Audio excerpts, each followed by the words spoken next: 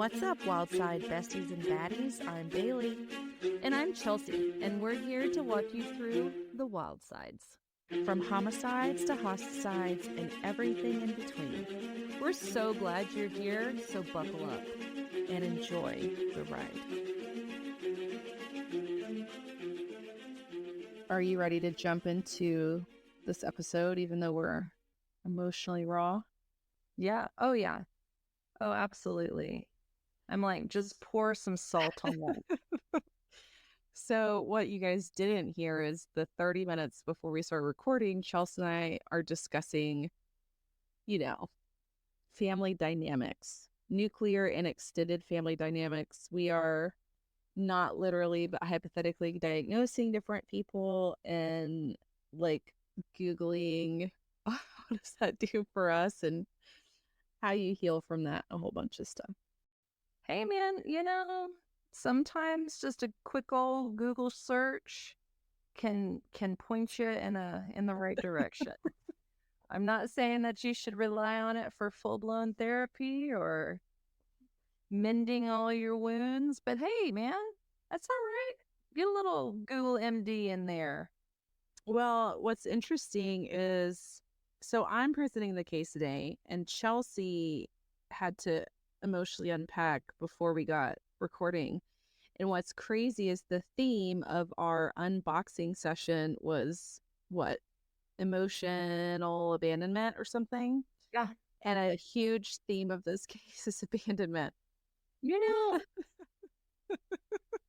I really need to start keeping a tally, like put a little Post-it note here in my office and start keeping a tally of how many times that it's just like, hey, okay, let's kind of debrief a bit. Let's talk about what's going on. Or I guess I should say, let's go through a briefing real quick.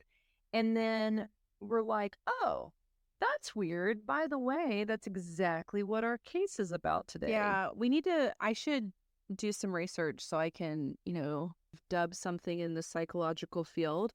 But it's kind of like when you go to church, no matter what sermon, it's like, that's me.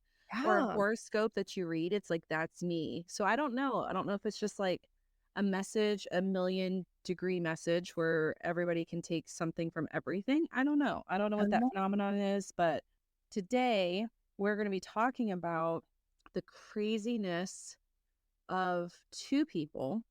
Okay. More so the craziness of one person. And I really didn't even know how to title this. I initially titled this as The Disappearance and Discovery of John Sabine. Okay. But then I might call it The Life and Crimes of the Mysterious Leigh Ann Sabine. Oh. So there's so much to this story, Chelsea.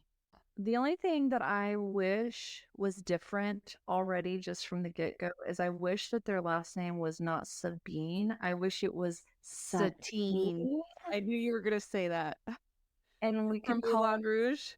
And we could call it the Sparkling Diamond Case. Oh, you know what our nickname should be? The Diamond Dogs.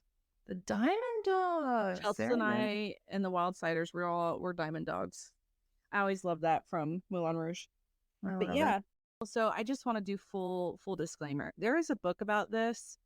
I have not read it, but I will link it in the show notes. You guys have to understand, Chelsea and I work full time and like have families, and this is literally just our hobby for now. Unless you guys give us rates and reviews and help us grow, then maybe we could get paid for it one day. So I'm not reading a book that's not on Audible. Hashtag sorry, not sorry, because that takes up way too much time and I have to do way too much work in my personal life. That's very true. So this is the case and story of John Sabine and Leigh Ann Sabine, also known as Lee Jones, Ann Sabine, or Ann Martin. I heard like 7 names. Yeah. And those 7 names make up 2 people? Yes. John is just John. There's no... he was also known as like John Miller or something, but we're going to get into it. Okay. Chelsea, are you ready for this wild, wild ride? I'm here for it. There is not a whole lot of information about John's background. There was more information about Leigh Ann's background than John.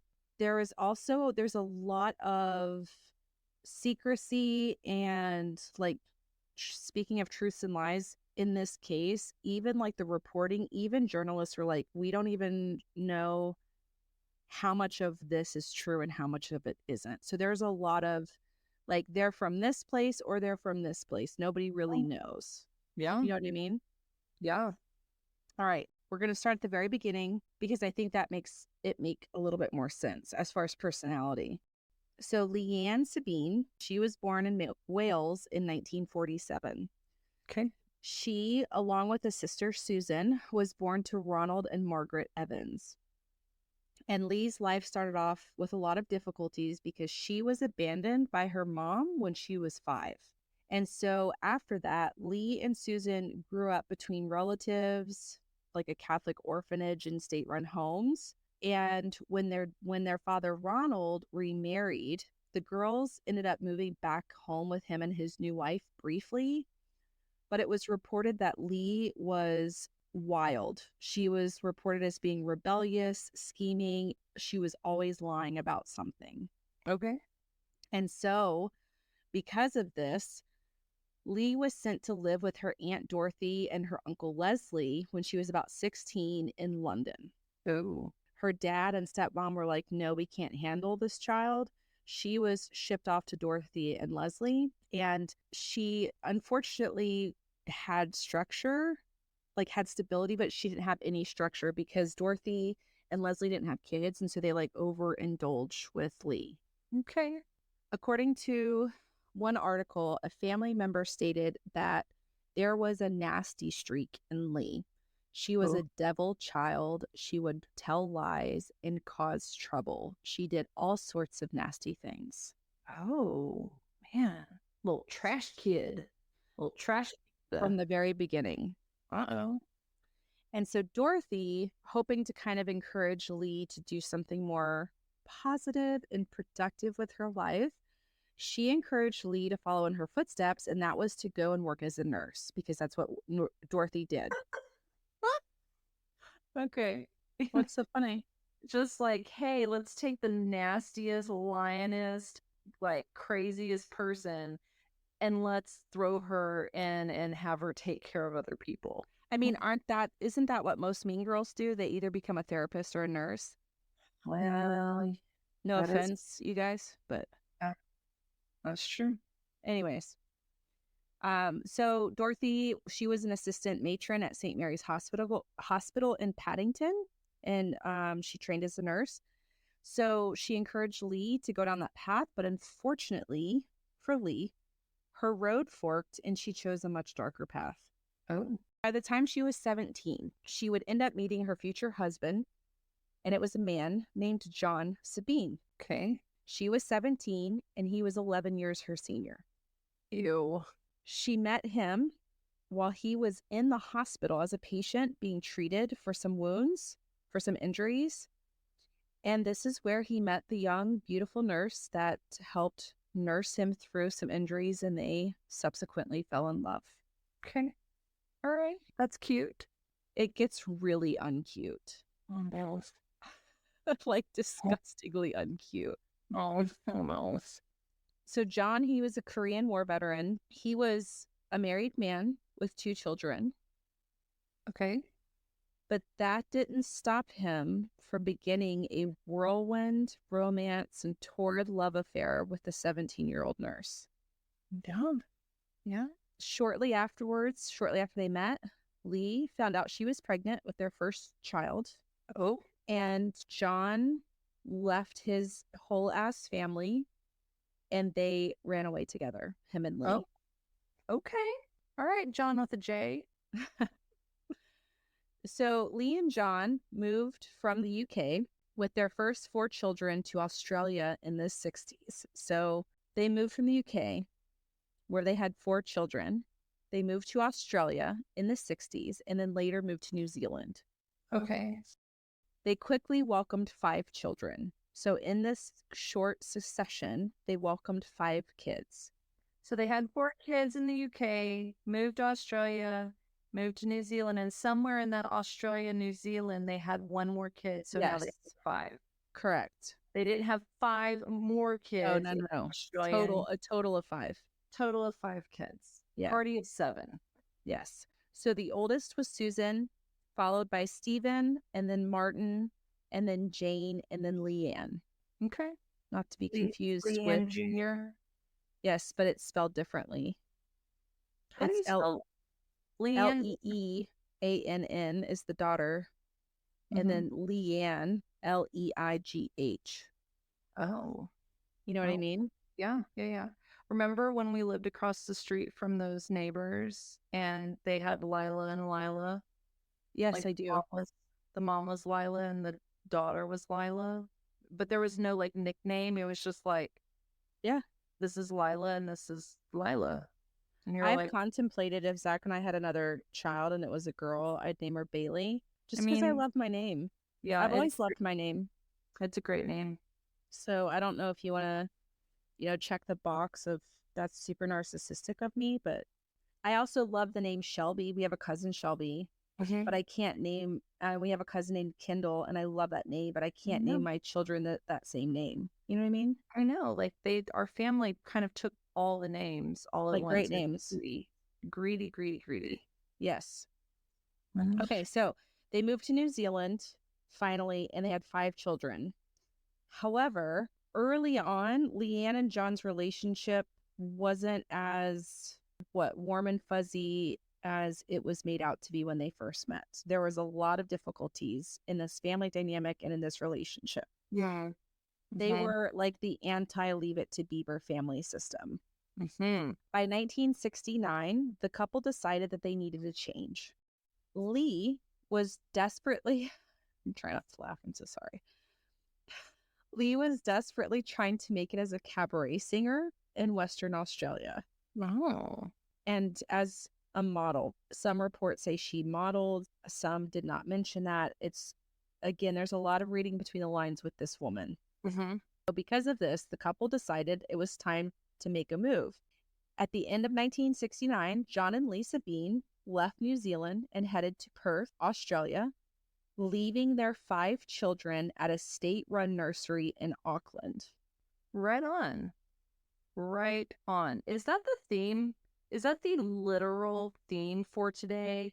Because let me tell you something. I am having to read on Jean-Jacques Rousseau, who is one of like the pioneers in the field of education during the late 1700s. And he and his woman had 5 children together.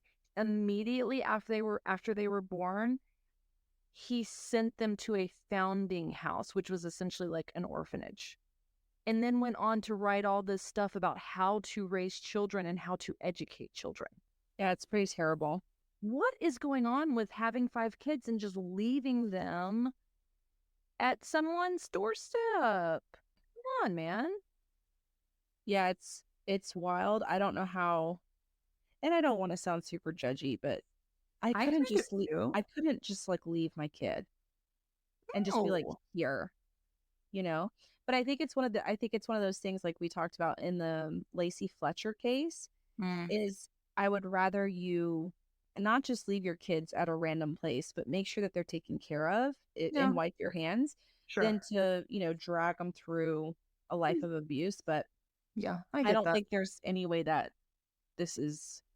it works out well for the children, right? Okay. So at the time that they left their kids, Susan, who was the oldest, was 11, and the youngest, who was Leigh Ann, she was only 2. So they just left these children. And apparently, John and Leigh told their kids that they were dropping them off and they'd be back the next weekend, and they just never came back. Isn't that terrible? That's dirty.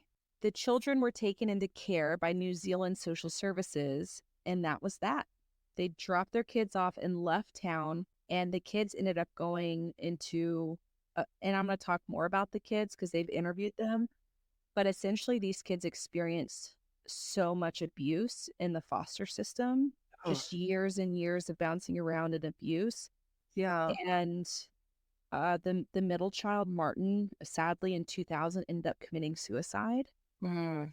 And there's a lot of trauma from these two people that just like left a wake of devastation in their path. Mm. Mm. That was a poetic line you just did, Bailey. Good job. This wake of devastation in their path. Thanks. That was good. Good imagery. Okay, so kids were in New Zealand social services. Mm-hmm. By 1972, Leigh and John again decided that life just wasn't turning out how they had hoped. Now, I'm just going to do a disclaimer here. There's a lot of articles, and some of them said they were in Australia, some of it was New Zealand, some of it was the UK. Yeah. And, Oh, yeah. you know what I mean? So it was really, really confusing. So they ended up leaving New Zealand at some point where they dropped the kids off, and I think they went to Australia. Right. I think they went to Perth. And at some point, they settled down in an area called Warrarapa, and they became known here as Leigh and John Martin. Okay. So they changed their names and started living a whole new life in Australia while their kids were in the social services system in New Zealand. Well, it's probably so they couldn't be found.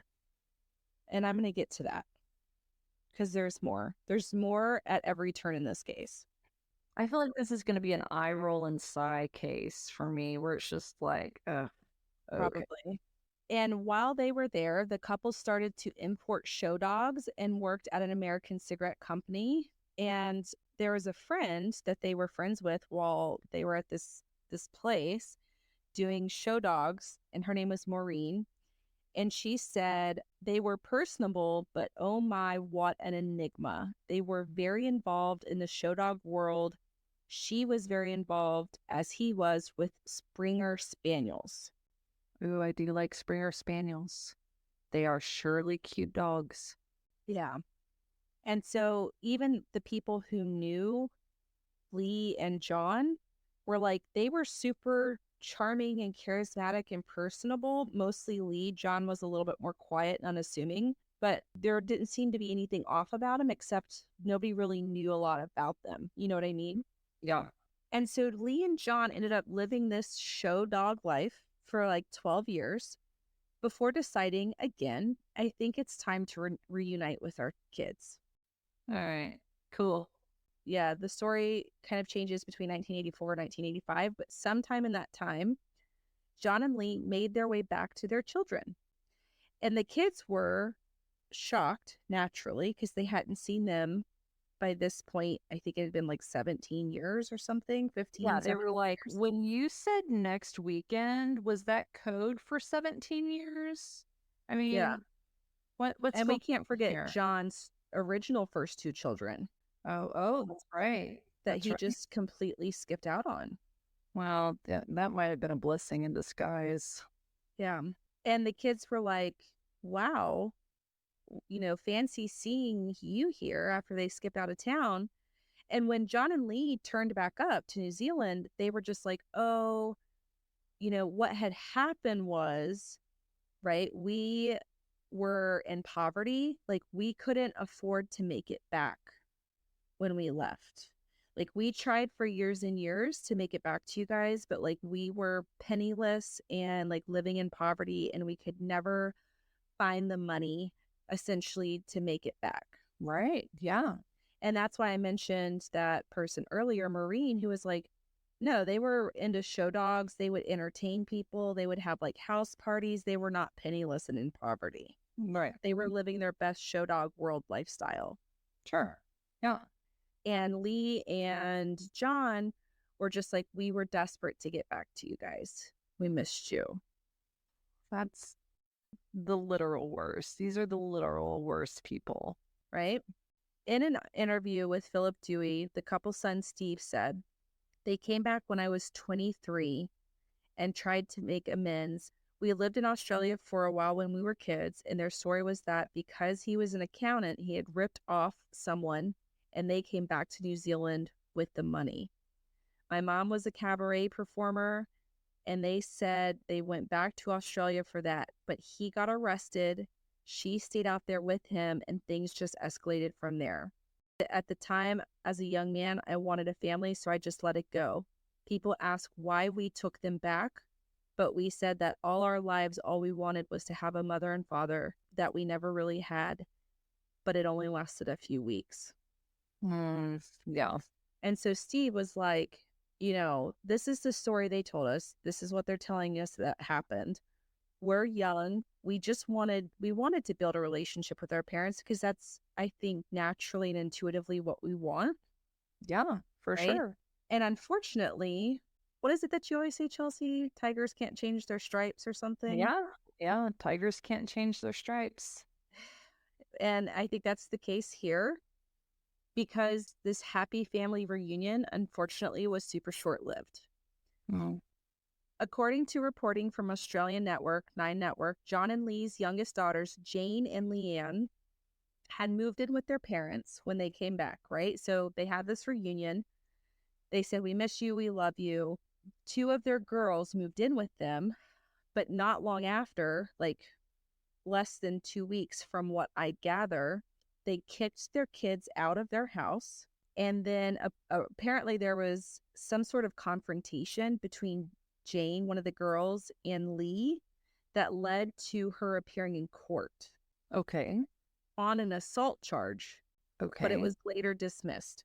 So what I'm trying to say here is they come back after 17, 15 years. They're like, we love you. I love you. Two of their girls moved in with them. And then just a hot minute later, they kick them out of the house. And now all of a sudden, the parents are being charged with things. About what year was this, did you say? 1984. Okay. And that following year, Jerry Springer became a worldwide sensation. In 85, really? No, but oh my gosh, doesn't this sound like the beginnings of a Jerry Springer show? Yeah, Like, totally. Oh my gosh. Yeah. And again, Steve, the couple's son, said that essentially Leigh and John were afraid of being thrown in jail because of this whole court case with their kids. And so that's why they left again. John and Leigh had told neighbors that they were going on holiday up north, but they had lied. And John and Leigh, Sabine, did what they do best. They leave. Well, yeah, but wasn't he afraid of being in jail someplace else? Yes. Okay.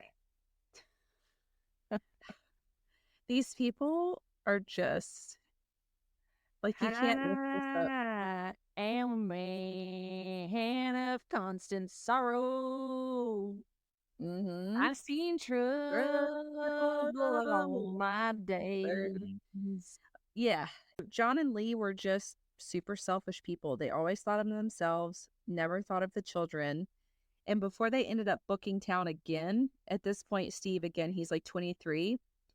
They took him to a budget hotel in Auckland, said they were going to come back and see him in a couple days, and never did. No! Shame! Shame, shame, shame. Shame on them. Shame on you, Leigh and John with a J. Y'all are the couple. Boo! Boo! Filth! Slime! Boo! Yeah. Leigh and John left New Zealand again, went to the UK, again abandoning their 5 children just weeks after a supposed happy reunion and quote-unquote years of desperately trying to get back to them. Okay. Isn't this crazy? Yeah. Now, there is not a lot of information that I found about what John and Leigh were doing for the many years after they again abandoned their children for the second time in 1985. Okay. But they had likely returned to England in 1985. Okay. By 1992, so again, there's not a lot of information of like what they were doing in this time frame. Right. But by 1992, John and Leigh set up a home in an elegant Victorian townhouse overlooking the River Kennet in Reading in the United Kingdom. Okay. Leigh began working at a department store, but quickly lost the job, reportedly due to being overly friendly with customers. She was described as a flame-haired mother of 5 and had ignored a written warning from the bosses at Jackson's and Sons to stop calling customers babe and darling. Oh. She should have moved to South Mississippi. She'd have been just fine. She could have Right? said babe and darling and sweetie Honey, pie and sugar honey all pie. she wanted down there. Leigh ended up doing like an interview with the local paper about her termination, and she said they obviously thought I was some sort of tart because of my nails and colorful hair. When they said they were going to sack me, I thought my talents are for hire, but my pride ain't for sale, darling. All right, Lee. That you need to be on a motivational calendar somewhere with that girlfriend. Brr. I had to throw that in there. It doesn't even make any sense, but I had to throw that story in there because it was too great. That's what I mean. It's like one of those weird motivational calendars that you're just like, I mean, all right. By 1997, the couple resurfaced, and this time in a small town. Now, let me tell you guys, all y'all over in Wales just love me through this because y'all's pronunciations are wild, okay? So they moved to a small town in Wales called Bethai. Now, I want to tell this to you. It is spelled Beddau, and it is pronounced Bethai. That's a hard leap for me to do. That's and maybe it's like Southern education, but I was like, they lived in Bedu, You would think it's Beddau, but maybe. Beddau, Beddau, but it's Bethai. All right. So I had to Google that. I literally spent 30 minutes Googling how to say these things. So 1997, they moved to a Welsh town, Bethai, into a neighborhood. Now, this is even more crazy. Tremaku, but it is spelled TREM dash capital Y dash CWM. CWM. Yes. So it's tram dash Y dash CWM. And I was like, this is a typo until I saw 5 articles with the same typo. And I was like, I'm going to have to Google this as well. Like, who was hyped up on absinthe when they invented these towns? I think it's just Welsh. And so it's just, you know what I mean? The written is different from the oral kind of thing. A lot like Irish, like sure. Siobhan. When I read it, I'm like Sioban, or whatever. Okay. So they moved to this neighborhood, Tremaku, because CWM is pronounced like Q from my research. And it's a block of flats where they lived. Okay. But when they moved there, and Leigh ended up living there for like 17 years, nobody ever remembers seeing John. Now, that is plausible. Have you met my husband? Have you met me? Yes. So they're in this neighborhood. 1997. Nobody sees John. Okay. And it is in 1997 that 67-year-old John Sabine seemed to absolutely vanish without a trace. Leigh woke up one day and John was gone. Okay. Leigh would tell anybody and everybody that would listen that John had just up and left one day, never looked back, that he had left her and moved abroad. I must have "Oh Brother, Where Art Thou" on the brain because all I can think of with you saying that she just woke up and he was gone, I was like, are you in NOFT? Yep. And at the time of his disappearance, John was an accountant. And since he had apparently had some shady money doings in the past, like we talked about, which is why I brought it up, it wasn't too far-fetched to believe that he just wanted to start over as he and Leigh had done so many times before. Because that's what they did, is they just up and left. Had he been in a hospital recently? Not that any of the reports had said. Because he might have fallen in love with another nurse. That's true. Maybe. And not to mention, Leigh was described as a keen raconteur, a larger-than-life storyteller. She was like charming, flamboyant, eccentric, and they said she always had a drink and a cigarette in her hand, and she was always telling larger-than-life stories. Okay. So I think a lot of people didn't bother to question too much about like what happened to John, because you never knew what you were going to hear from Leigh, and you never knew like what was going to come out of her mouth and if it was the truth. Right. To some who knew her, she said she had never been married and had no family. Others who knew her, she had mentioned a husband and even kids. And then to others who knew her, she said that she was a battered woman and her husband was an abuser. So every person got a completely different image of who Leigh Ann Sabine was. Okay. Just to kind of put it in perspective, a few months before her death, Leigh even told her hairdresser, "People are going to talk about me after I'm gone. I could be famous, darling." And the hairdresser was like, "Why?" And she said, "Because of the body in the bag." Leigh told everybody that she had a body in a bag. She had a body here. She had a body there, saying that she had a medical skeleton from her years in nursing. And she would talk about it all the time with people, that she had a skeleton that she kept and moved around the house and all over the place. And everybody was like, "Okay, Leigh, whatever." Right? So like that just gives you a perspective of the stories that she would tell. A body? Of all the things, you have a skeleton? A skeleton. Yeah. And one of her neighbors, even once was like, "Hey, can I borrow the skeleton for Halloween?" And Leigh was like, "Don't ever touch that." And she was just very theatrical, called her darling, and went on about her, the conversation. But again, every report was just like, you never knew if Leigh was telling the truth. You never knew if she was joking with you or not. Okay. She had, depending on who you asked, she was from New Zealand or Australia or England. She had seemingly worked as a nurse, a drug counselor, or maybe a famous cabaret singer. And no one really seemed to know who Leigh was or know of the lifetime of secrets that traced all the way back to the 50s with her.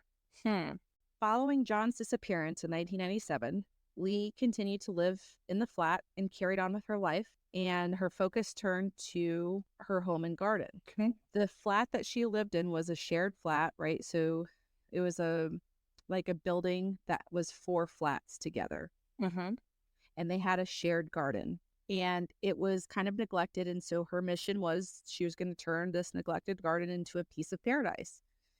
And so over the many years following John's disappearance, Leigh occupied her mind and her time with this garden.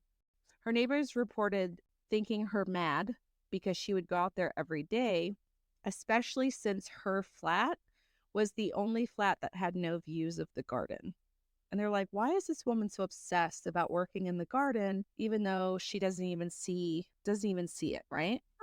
Yeah. But eventually her neighbors would come to appreciate the hard work. They would love the beautiful paradise that she created. She and the neighbors started to become a gathering place for them. They'd sit outside, they'd catch up, she'd host barbecues, she'd invite neighbors over. And that kind of was their little paradise. But despite how seemingly nice and warm Leigh was, those who knew her recalled Leigh being cold, manipulative, and cunning. I just always have such a hard time with understanding how you can be described as both. Like that that duality really bothers me. Yeah. Like, I don't know. Yeah. And at some point after John's disappearance, Leigh ended up meeting a man who was a retired fireman by the name of Derek Ellis. He had moved into her home. They dated, but it was kind of short-lived.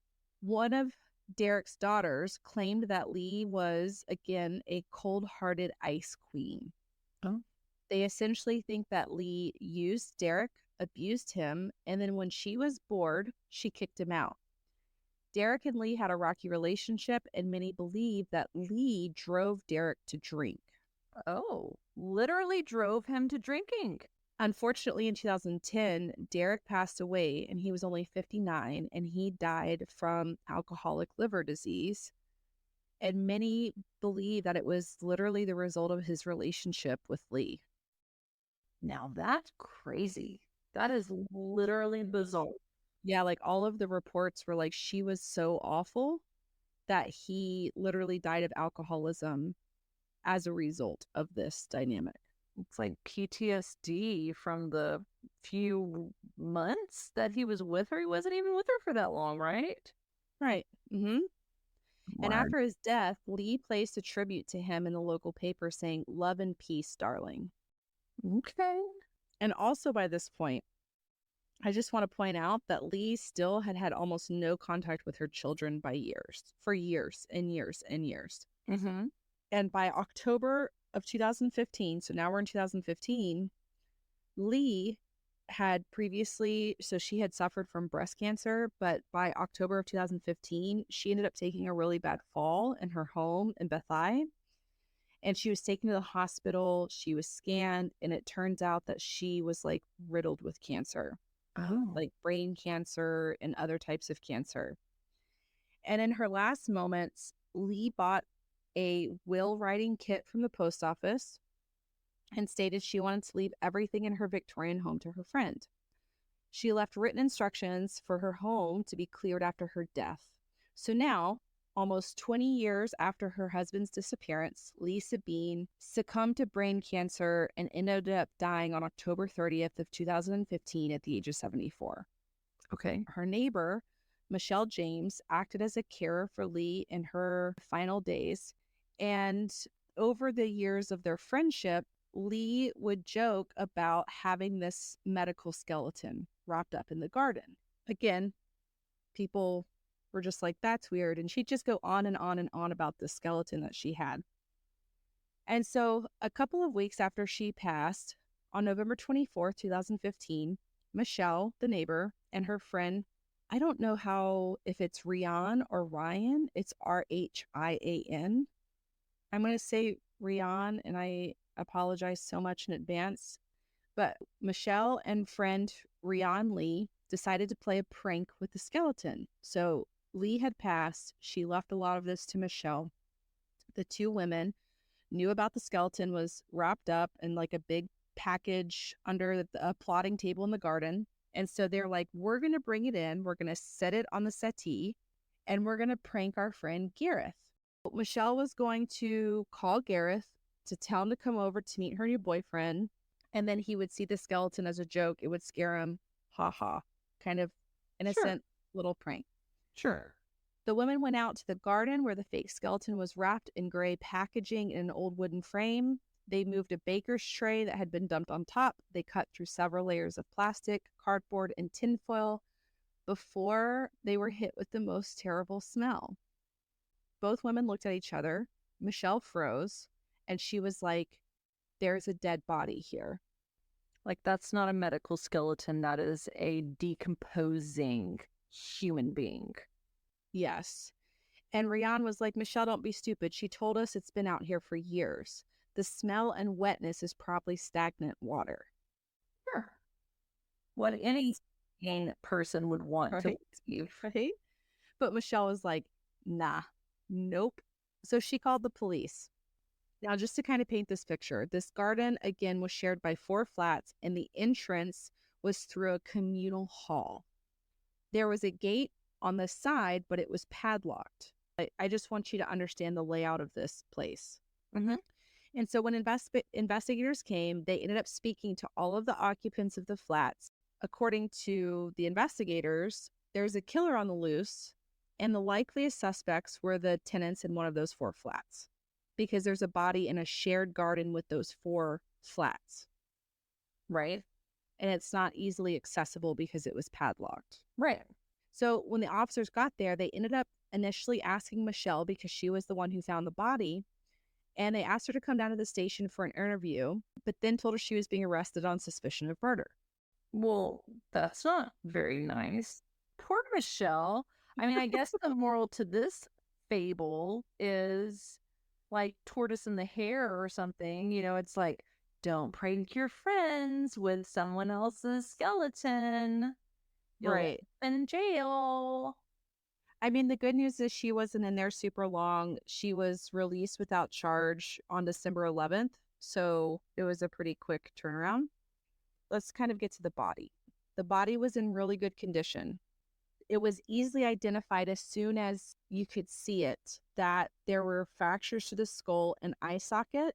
And it was really clear from the beginning that this was a homicide investigation. Speaking to the discovery, Detective Superintendent Paul Hurley of South Wales Police said, The death is suspicious and we are treating it as a murder. I just put like, right. Because the body was literally wrapped in 41 layers of plastic and concealed above ground in an outside area of the flat. So, yes, I think that'd be my first clue that it was a murder is it's wrapped in 41 layers of plastic. And it had obvious, like, blunt force trauma. Right. Skull, but no, y'all are Yeah. brilliant. I think this was more of them like sharing to journalists when they found the body. Like, No, I know, but it was still, I laughed. I laughed to myself. Law enforcement and the Bathai community was totally shooketh because there had not been a murder in Bathai for 20 years until the discovery of the body in the garden. Well, more than likely, Bathai, y'all are off the hook because the murder probably didn't happen in Bathai. It probably happened in like damn Perth. Right? Drug that saran wrap around for 20 years. So the body was eventually preserved and a forensic evaluation was done. A post-mortem examination found that the body, again, had been wrapped 41 times in plastic supermarket bags, and it created a mummifying effect, meaning there was no decomposition or maggots when it was found. So it was kind of like a mummy. Mm-hmm. This process is called chemical mummification. So that's why it looked kind of like a preserved mummy rather than, it having all the other stuff going on. The body was dressed in St. Michael branded pajamas. It had been wrapped with layers of shopping bags, bin bags, and a bit of foil. Police knew that it was a white male with receding hair around 5'6" tall, middle-aged, and a gold ring on one finger. But a computer search found no missing persons report. The DNA was not on the police database. They had nothing to compare the dental work to. There was no CCTV evidence, no weapons matching the injury. So now that all they had were skeletal remains and had no idea who this person was. Mm. Authorities remained baffled on who the body could belong to. So initially they questioned if the mysterious missing husband of Leigh could have been the victim. Right. So the police started to look into that claim. They had discovered that Leigh had claimed that John had died from an illness, and they even recovered a death certificate in her possessions. So they were like, you can't have a death certificate without a body or a ruling from a judge for missing persons. Mm. And since there was no report filed for him, they assumed that he had been dead and identified somewhere else, right? Yeah. So they ruled out that this was actually John Sabine. I mean, yes, that would make sense. The law enforcement made appeals to the public to help authorities identify who the body belonged to, who the body was, who this person was. And they even went door to door in the immediate area asking neighbors if they had any information that could help them identify the identity of their remains. Unfortunately, this didn't lead to any information, so investigators had to wait for the results from pathology and forensic tests for information. Mm-hmm. Luckily, they got a break. December in 2015, they made a breakthrough when DNA tests revealed that the skeleton belonged to John Sabine.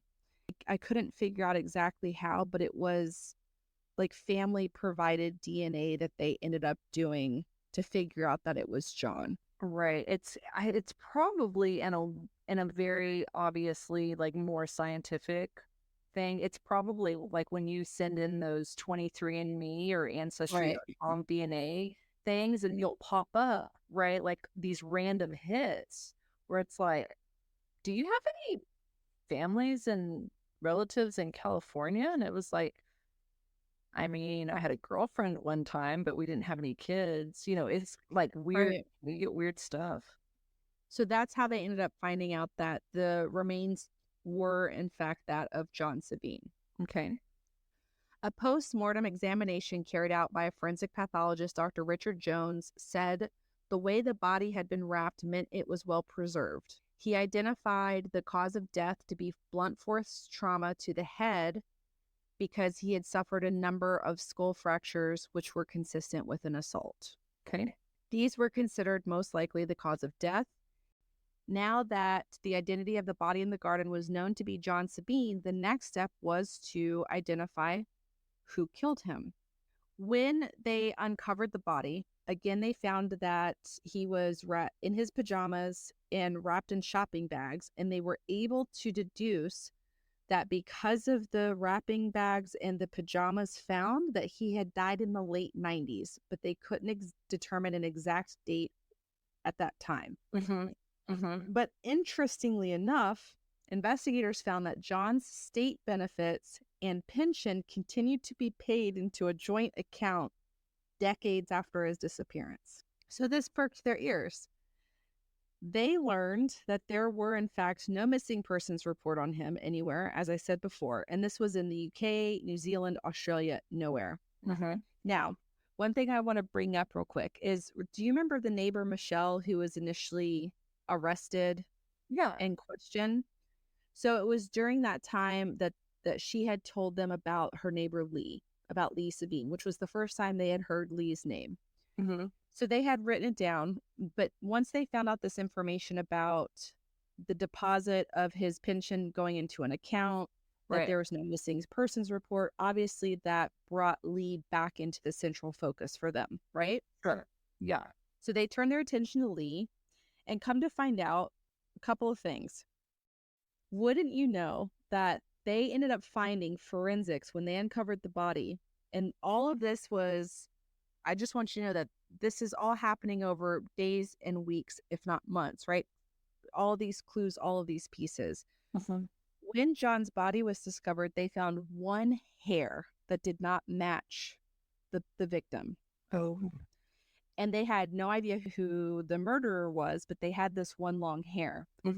When they honed in on Leigh, they ended up being able to run analysis, and they matched the DNA of this random strand of hair wrapped in the body as Leigh Sabine. Oh my goodness. Isn't that crazy? Like needle in the haystack. Yes. So what that proved was, obviously she was either there when he died, or she was a part of getting rid of the body, because it's under 41 layers of plastic wrap. I mean, okay, that one's a hard one. If it was on his person and they're married to each other and they're living in the same home, That's like, fair. if Lucas were to die, they'd be like, oh my gosh, and they have this red-headed shedding beast that lives with him. Totally fair. That makes so much sense when you say that. That makes sense why investigators were like, we still need a little bit more, right? We can't be like, Leigh is the murderer or the perpetrator or the culprit to this. During their investigation, they ended up interviewing a woman by the name of Valerie Chalkley, and she was a former neighbor of Leigh's. Okay. And the story that she told them was enough for them to be like, we got her. Oh. So Valerie tells them, hey, years ago in 1997, I get an out of the blue call from my former neighbor, Leigh. And she says, I've killed him. I've battered him with a stone frog because he was getting on my nerves. And Valerie was like, surely she's joking and pulling my leg, because Leigh, again, would come out with wild statements that were totally ridiculous and nobody would ever think twice about it. Yeah. And so investigators were like, a stone frog, did you say? Pray tell. Remember when Leigh had written the will in the hospital for her friend to have all of her belongings? So they walk over to Michelle's flat and they're like, hey, do you happen to have a frog figurine that you recovered from Leigh? And she was like, yes, I do. I have it right here. So she hands them the frog figurine. They take it to the lab, run analysis on the frog figurine, and find traces of John's blood with Leigh's fingerprints on it. This is so wild. This is so wild. This to me is giving a fictional writing assignment I for an know. 11-year-old. Like, it's like an English teacher being like, okay, all you 11-year-olds, write a fictional story about true crime. And this is what they produced. I feel like this is the worst episode I've ever read because I feel like I'm all over the place and it doesn't make any sense because it's just, you know what I mean? So it makes a lot of sense. You're doing just fine. Okay. So they have a frog figurine, which, by the way, they were able to literally match the cluster of injuries and skull fractures to the distinctive shape of the leg and eye fitted marks of a frog ornament. Exactly. Isn't that wild? That is wild. Coroner Andrew Barkley recorded a verdict of unlawful killing, saying, precisely what happened will never truly be known, but it is without doubt that foul play was the cause of death and consistent with being caused by the stone frog. It was the murder weapon, right? Yes. Right. And officers finally had enough to put together a case and a motive for John's death, theorizing that Leigh had murdered her husband in his sleep and then hidden his remains in the flat, around the house, in the garden since his time of death.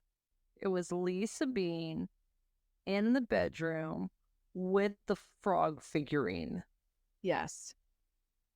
Death by stoned frogs. Like, how did she move that body around? That's what I don't know. Like, how do you move a dead body around? Like, put it out in the garden, have it in your flat. Yeah. Okay, so the woman who wrote the book about this case, it's called Frog Murderer. It's literally the name of the book. Her name is Juliet Eden. She ended up interviewing Leigh extensively before her death.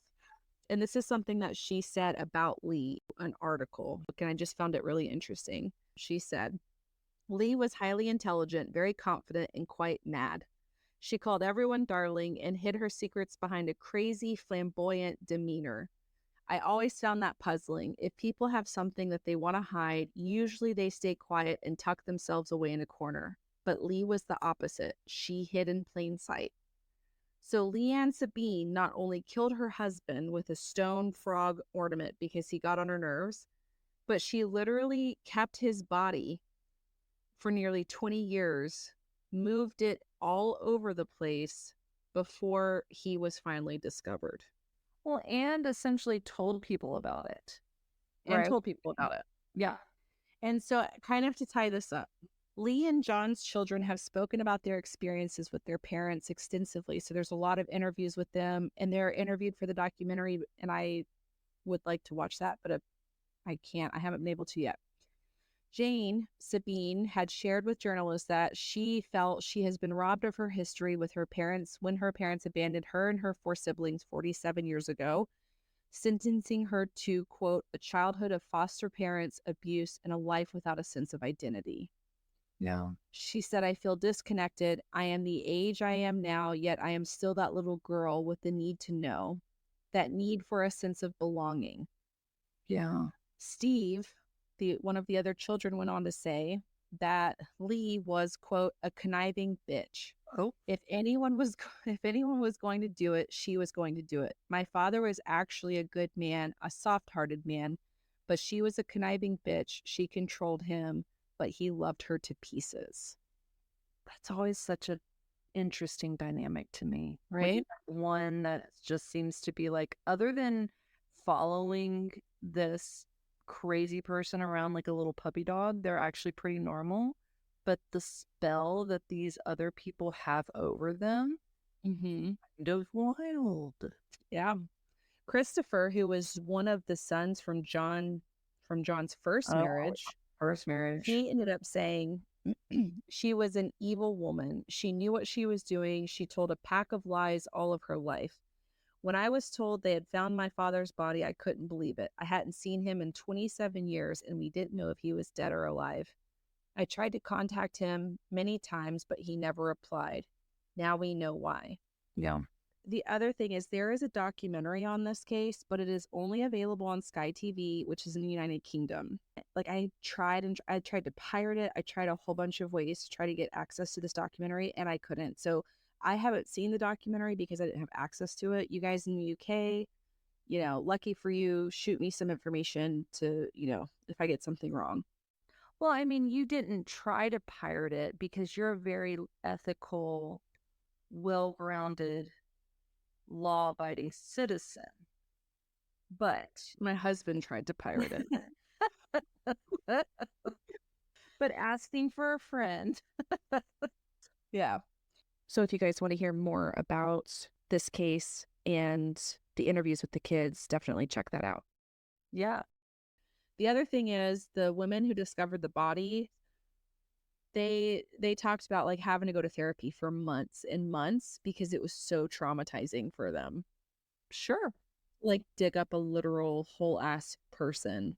Well, dig up a literal person that they knew was there, but they didn't know was there. Right. Right. So again, it's like, it's like, it's kind of that thing where it's like, I mean, I thought you were going to do it, but I didn't really think you were going to do it. Right. Right. Like, I'm sure that was kind of like, oh crap, what else did she tell us that we just were like, oh, it's probably not a big deal. She's probably just crazy. Yeah. And one thing that came to my mind, what's that Edgar Allan Poe story about the floorboards and the heartbeat? Yeah, the telltale heart. The telltale heart. That's Edgar Allan Poe, right? Yeah. And how it like drives him mad, and it like he. So I think about that because this woman killed her husband and like moved his body around for 18 years and like didn't even skip a beat. If I killed my husband and buried him in my backyard, I would break down and confess immediately. Because I just like my conscience, like people who know me know I can't, which is funny because I'm a therapist. I keep like I'm a professional secret keeper. But if I'm not under like the confines of my oath, I can't hold on to secrets. I'm just like, I can't, like I can't lie to people. I just have like, I'm like, I vomit the truth. I just can't help it.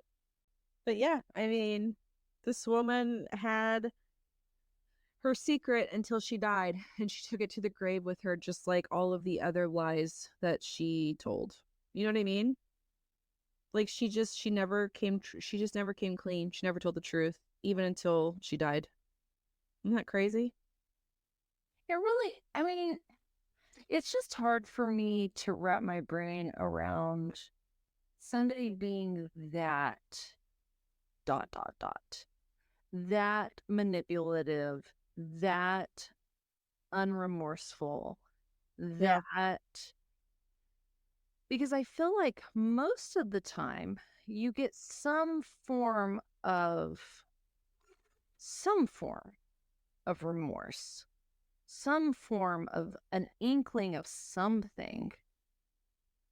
Well, and maybe, listen, we can't diagnose her because she's fortunately she's not around anymore to undergo like clinical analysis for that stuff. But hypothetically, if she were a tried and true, psychopathy checklist, off the charts kind of psychopath, I think that's why people have a hard time. I think that's the same reason why serial killers have fans and fangirls who write to them, because we literally cannot compute and comprehend in our brain humans having different structures than us and acting this way. Yeah. You know what I mean? Yeah. Like, I guarantee you that all of these, like even those, fangirls of serial killers, there's something in their brain that tells them that, this person is not as dangerous as we think he is. You know what I mean? Which is why you have people like corrections officers who run off with inmates and they end up dead or arrested, or Like, it's never good because I think we just cannot comprehend that level of deceitfulness and manipulation and conning. It's like Dr. Harley Quinn from the DC comics. Yeah. So that is the case, the wild case of John, Sabine, Leigh Ann, Sabine. That's why I was like, I don't know how to even title this. And I just want their kids to know that you are loved, you are worthy, and you're valuable, even if your parents did not make good choices or make you feel that way.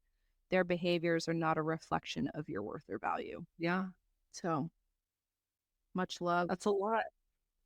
Much love to the Sabine kids. I hope that they find some sort of solace and comfort and peace from their asshole parents. I mean, hashtag true debt.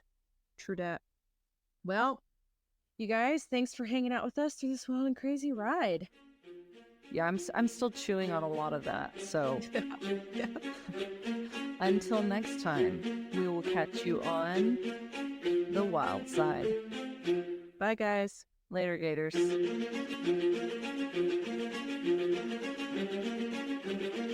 Hey, Wildside Tribe, don't forget to follow us on Instagram and Facebook at Wildside Podcast. Make sure to tune in on Wildside Wednesdays. New episodes will drop each Wednesday at 6 a.m. Eastern Standard Time. We would love to hear from you, so if you have a wild case recommendation, email us at wildsidepodcast@gmail.com. That's wildside with a C. Or share your thoughts in the comments below. As always, if you haven't heard it today, you're loved, you're worthy, and you're valuable. And we'll catch you on the flip side.